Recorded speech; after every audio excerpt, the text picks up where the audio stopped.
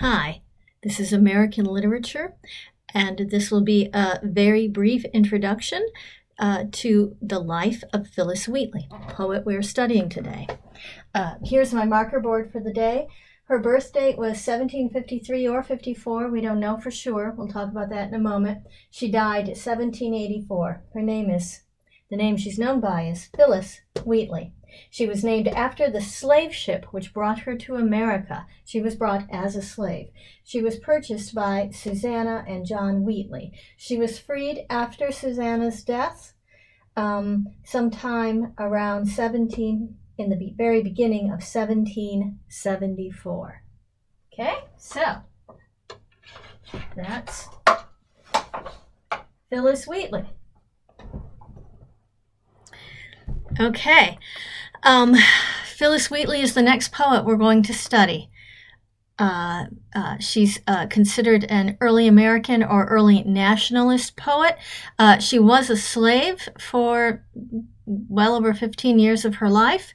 As I mentioned, all of her identity, essentially, that we know her by, is built after she arrives here at about the age of 7. We don't know for sure because she was probably kidnapped into slavery. She was purchased for a very, very small amount because she was very young and very sickly. The slave ship captain thought she would probably die. Susanna Wheatley wanted a cheap slave, so it worked out well for her. She was given a very good education, not just for a slave, not just for a woman, like Anne Bradstreet, a very good education for anyone in early America. And she used this extraordinary education to write quite a bit of really incredible poetry, but we'll talk about that later. Let's talk about her life. She was not freed from the work of being a slave, and she really did not in any way socialize, as far as we know, with her family, the family that raised her. But she was given a very good education, and she was given time to study and to learn to read and, of course, to write, which is why we have her poetry now. The interesting thing is Susanna Wheatley wanted to sell a book of her poetry. But when they tried to gather enough investors to get enough money to publish it, they were afraid nobody would believe that she, a slave in early America, had written it. So I'm going to show you some things. This is the title page of her book of poetry. And this is a page addressed to the public.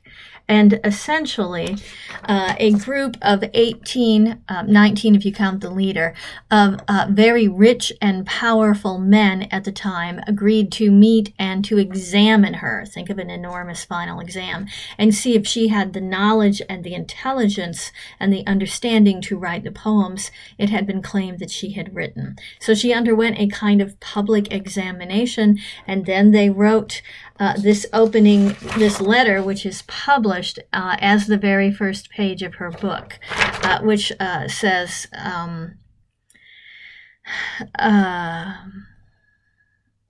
we agree that the poems specified in the following page were, as we verily believe, written by Phillis, a young Negro girl who was but a few years since brought an uncultivated barbarian from Africa. So you can see how much culture is really embedded in that one sentence, that we agree, we believe she could have written it.